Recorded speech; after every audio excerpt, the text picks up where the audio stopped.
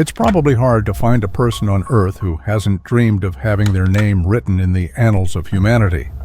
Some do this by creating literary works, some through heroic acts.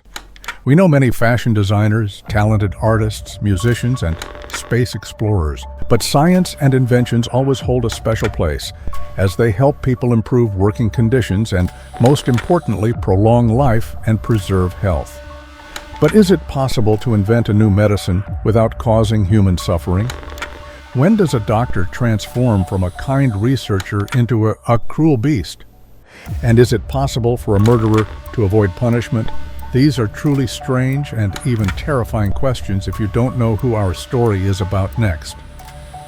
Today we want to tell you about a person whose name will forever be remembered in history as one of the most terrifying. This is the person whom the prisoners of the Auschwitz concentration camp in Poland called the Angel of Death. This monster in a white coat conducted inhuman medical experiments on people. This is Josef Mengele.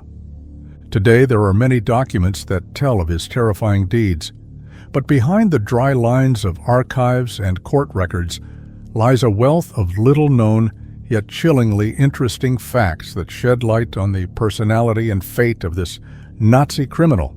Want to learn some of them? Then I invite you to take a short trip into the past. The name of Josef Mengele evokes horror even decades later. But before he became known to the whole world as the Angel of Death, at Auschwitz, he was just an ordinary boy from southern Germany. To understand how one of the most infamous Nazi criminals was shaped, let's take a look at his childhood and youth. Josef was born in 1911 in Bavaria. His family was fairly wealthy. His father was a factory owner, the proprietor of a large agricultural machinery manufacturing company. The company provided the family with a stable, prosperous existence. The family was Catholic, but not fanatically religious. The home was ruled by strict discipline, with an emphasis on success and hard work.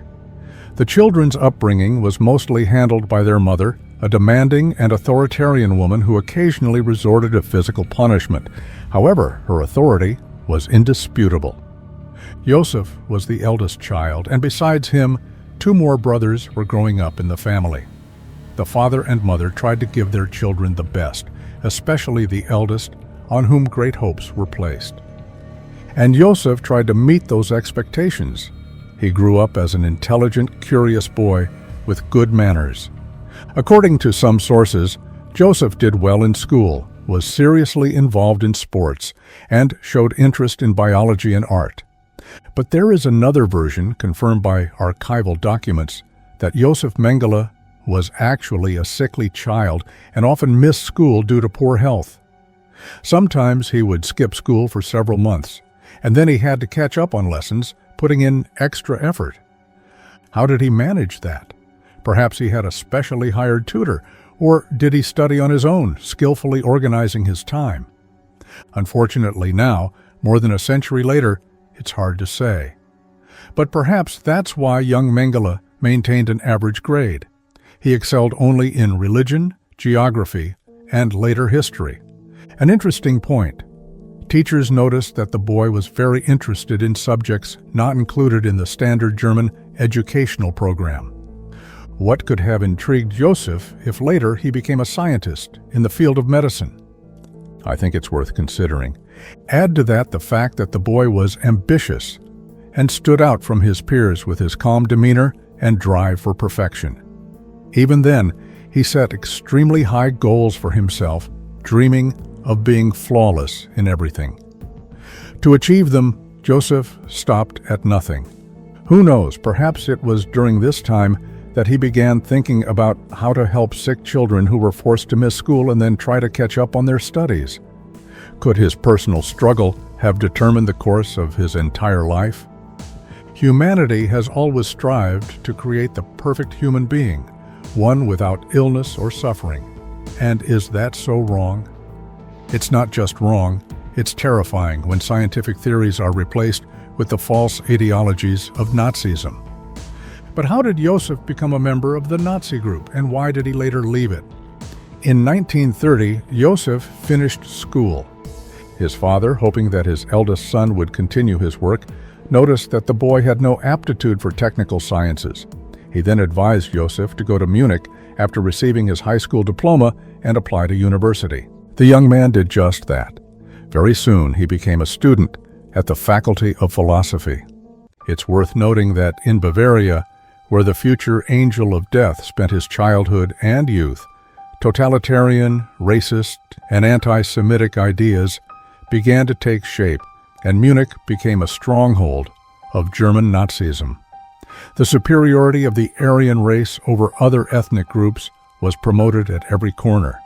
The principles of inhumanity seemed to fill the very air. So it's easy to imagine how ambitious Mengele absorbed them from a young age. As a student, he, like many of his classmates, joined the Steel Helmet Organization. It should be noted that at first, this group wasn't Nazi.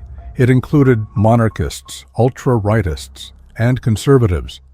But after a clash with the SA and SS stormtroopers, groups in Nazi Germany under Hitler's command, the Steel Helmet Organization was integrated into their ranks. Thus, Mengele became a member of the SA. However, he didn't last long in the stormtroopers. The aggressive demonstrations and provocative behavior of the organization's members on the streets didn't sit well with the thoughtful and educated Mengele. Under the pretext of poor health, he quickly left their ranks and continued his studies in Bonn and Vienna. While his peers were defending their political positions, Mengele was studying philosophy and later medicine and anthropology under well-known doctors of medical sciences. But soaked in the ideas of the superior Aryan race, the young Josef began to seek answers to questions about racial differences. He was especially interested in the internal structure of the human body, everything from the skull to the bones of the arms and legs. Inspired by the ideas of his mentors from Austria and Germany, Mengele eagerly immersed himself in Nazi theories and soon defended his dissertation, in which he coldly argued for racial differences in the structure of human jaws. By the way, this dissertation was later recognized as pseudoscientific after the defeat of Nazism. With his medical degree, Mengele secured a position at the Institute of Hereditary Biology and Racial Hygiene as an assistant to Dr. Ottmar von Verschuer, a renowned German specialist in human biology within the field of eugenics, the science of human selection. The aim of eugenics was to improve the human race through artificial selection. Verschuer studied various genetic disorders and diseases, but his main interest was in twins. Not long after, the promising 27-year-old Mengele moved from being an assistant to a full-fledged colleague of the famous specialist. Let me ask you an interesting question. What does it take today to move up the career ladder? I can imagine your mysterious smile. In addition to talent and ambition, today you also need the right connections. In totalitarian states, this principle worked too, but the right connections appeared if one joined the ruling party. In the Soviet Union, it was the Communist Party, CPSU, and in Germany, it was the NSDAP. So, in 1938, Josef Mengele became first a member of the political party of Germany, and then a member of the SS, where he quickly rose to the rank of Untersturmführer, lieutenant. Do you understand why he did this? Primarily for career reasons. In the Third Reich, being a pure-blooded Aryan and a party member meant access to scientific projects, grants, laboratories, and influence. But don't forget that Mengele also had an internal conviction. He sincerely believed in the hierarchy of races, the necessity of racial hygiene, and the biological superiority of Germans. At this time, World War II began. Mobilization took place in Germany, and the young soldier Mengele voluntarily enlisted in the SS Medical Division. Of course, he didn't participate in combat. Initially, Josef was transferred to a reserve medical battalion and later to the main SS office for racial and settlement affairs. He was, to put it mildly, not engaged in the most noble activities. His job was to sort Polish prisoners of war, evaluating their worthiness according to Nazi racial ideology. A rather strange job, absurdity elevated to the level of science, determining how well people fit the fictional racial norms of the Third Reich. But still, Josef Mengele got a taste of war and even received an injury. In 1941, Nazi Germany attacked the Soviet Union, and Dr. Mengele went to the front.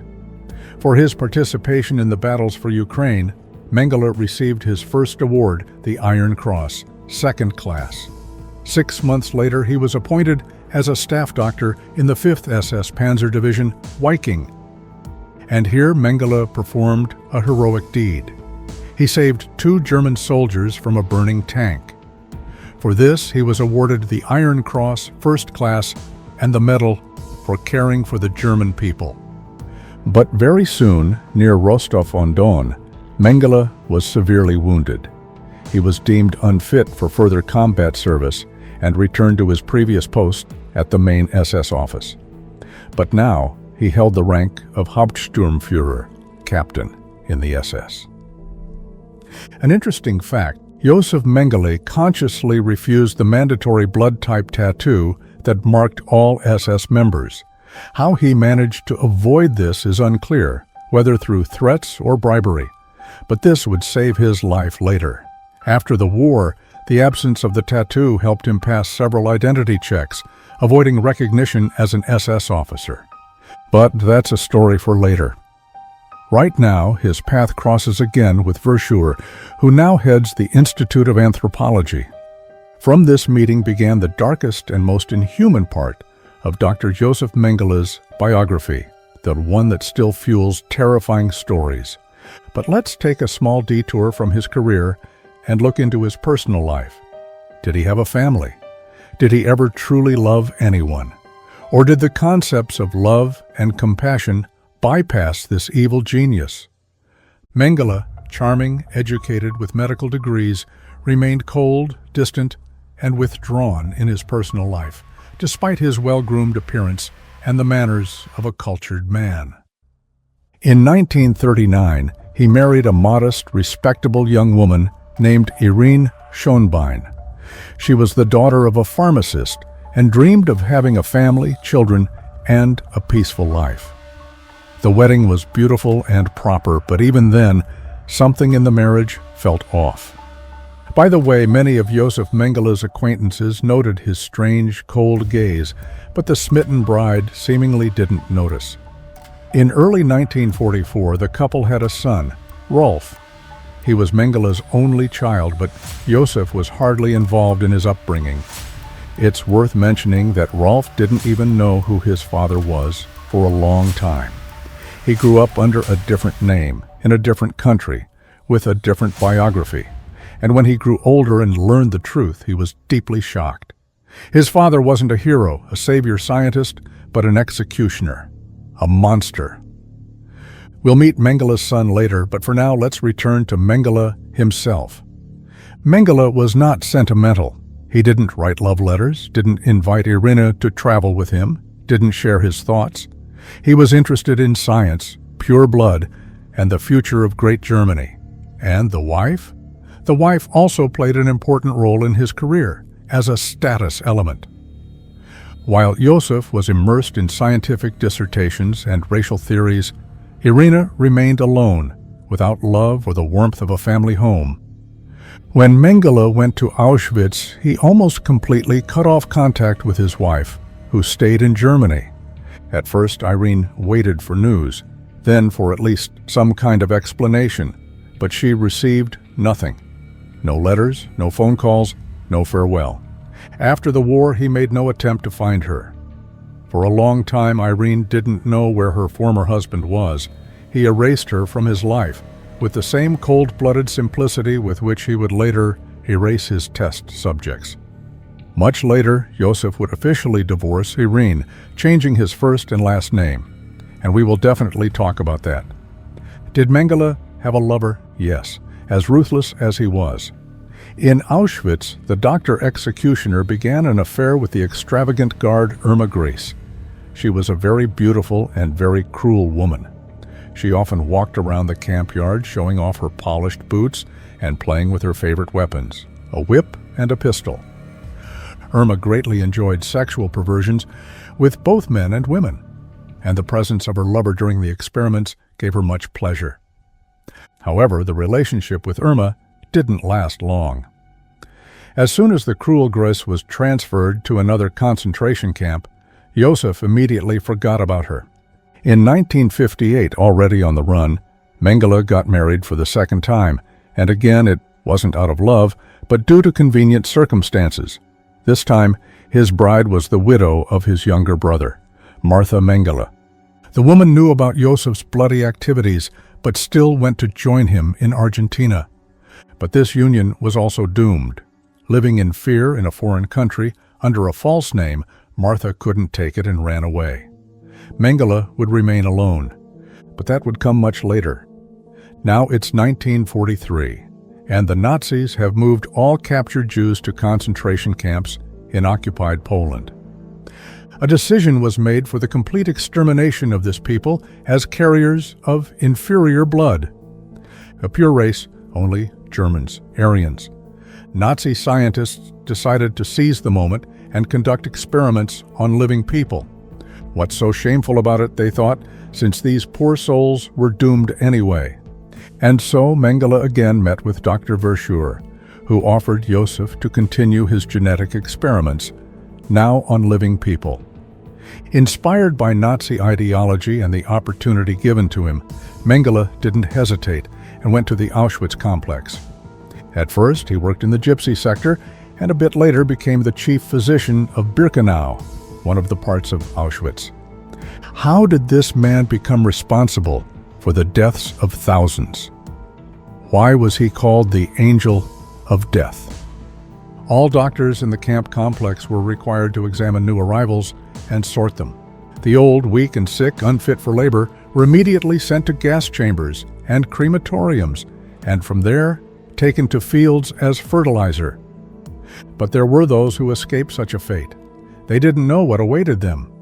Since Mengele was not just an ordinary doctor, he personally selected prisoners suitable for his research.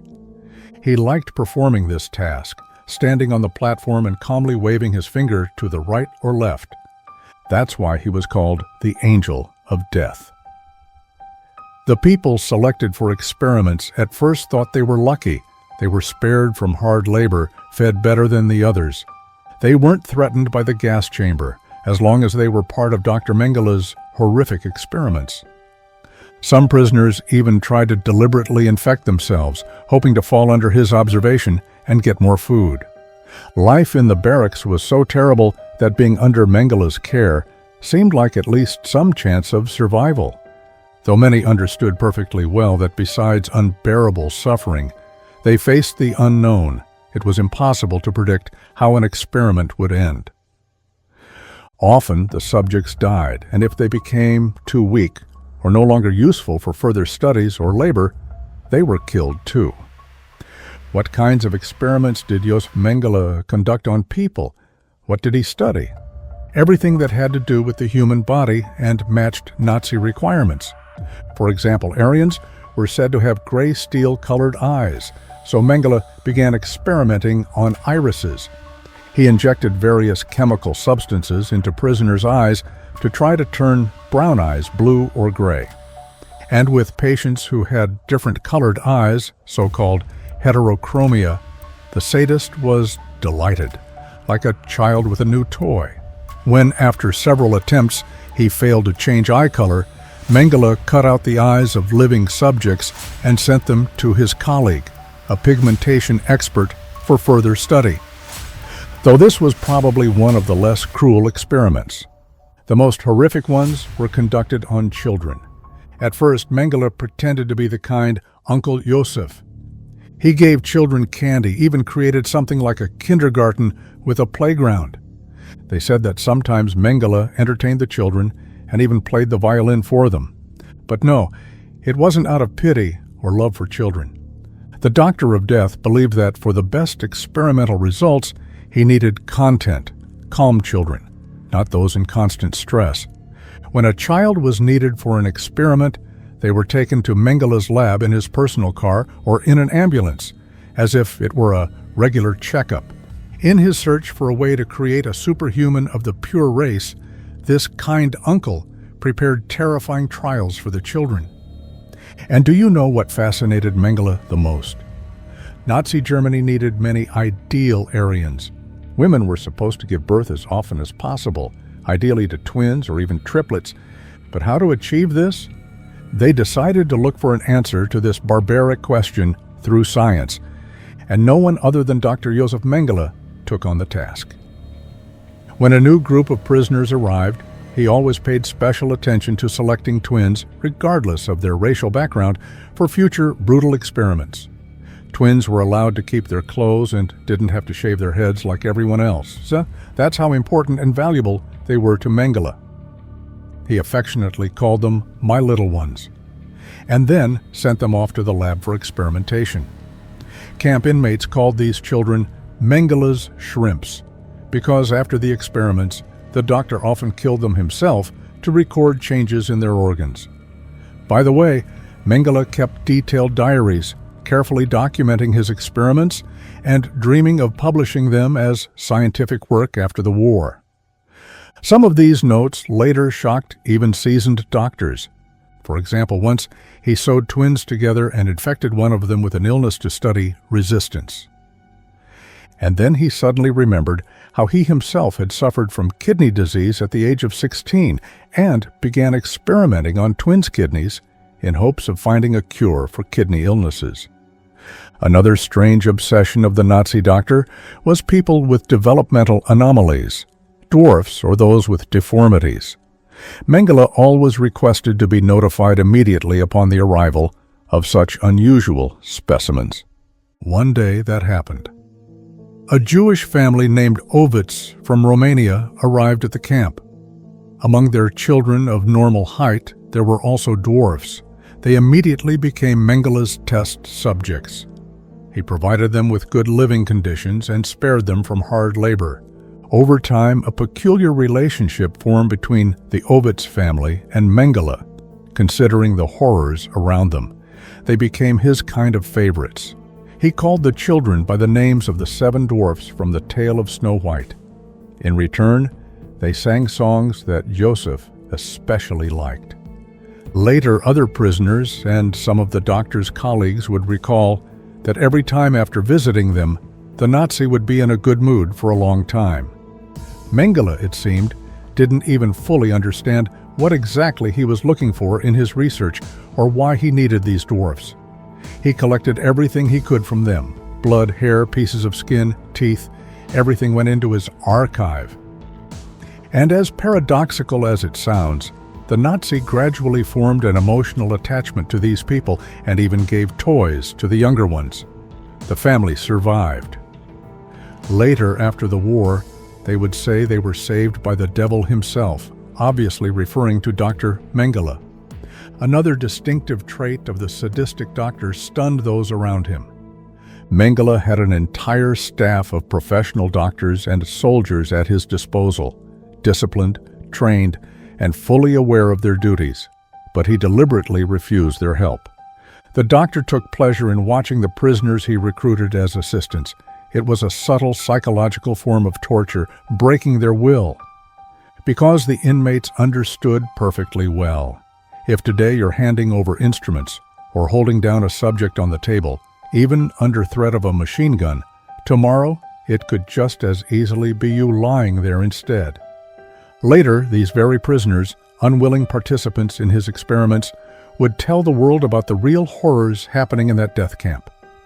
By the way, Josef Mengele was very fond of classical music, especially Schubert and Schumann, and often played their compositions during his inhuman experiments. He would even ask for music to be played during prisoner selections to create a calm atmosphere, further emphasizing his indifference to human life. He considered his work nothing more than service to the German people, even though his experiments at Auschwitz were beyond all reason and morality. Mengele amputated prisoners' limbs without anesthesia, removed organs from living people, sewed twins together like dolls, and performed anatomical procedures on infants. He castrated boys and men, coldly precisely, with surgical ruthlessness. He sterilized women using radioactive rays. He subjected one group of test subjects to high-voltage electric shocks for several days straight. The list of his bloodthirsty acts is horrifying. Mengele never showed sympathy. All prisoners were just inanimate tools to him, helping him reach his goals. After all, the Doctor of Death believed he was advancing German medicine and was directly involved in the so-called Gemini Project, which aimed to prove the superiority of the Aryan race. In carrying out his genetic experiments, Mengele believed he was helping to bring about the birth of the German superhuman, but his actions had nothing to do with medicine anymore. It was inhumanity, elevated to the level of science. Here's a disturbing and curious fact. One of the world's leading biochemists at the time was trying to develop a substance for German pilots. This drug was supposed to improve the quality of pilots' blood, helping them in aerial combat. For this, blood and liver cells were needed. Guess who supplied the material to this biochemist? Of course, Mengele. So how did this Nazi war criminal escape punishment? Why did the Americans let him go? Can you believe it?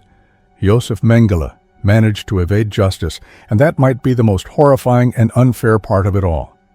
Did the devil himself help him? Was there some kind of deal? When the Soviet army approached Poland, Josef Mengele stopped eating and sleeping. No, it wasn't guilt that tormented him. He suddenly realized that Germany was doomed. Fear gripped him like an icy hand. The Nazi knew full well what fate awaited him for all he had done. He gathered his most valuable records, the most important research, and moved to the Gross-Rosen camp, from which he later escaped by disguising himself as a regular soldier. A few days later, near Nuremberg, the evil genius was captured by American forces. He didn't even hide his real name at the time, but they let him go just a few days later. Why? Well, there are two theories about that. Some claim that at the time very few people actually knew who Josef Mengele was, and since he was wearing the uniform of an ordinary soldier, and considering the general chaos, no one investigated too deeply. Others argue that the Americans understood Mengele was a unique scientist, even though he was a criminal and executioner. His knowledge and practical experience could have been useful to American science.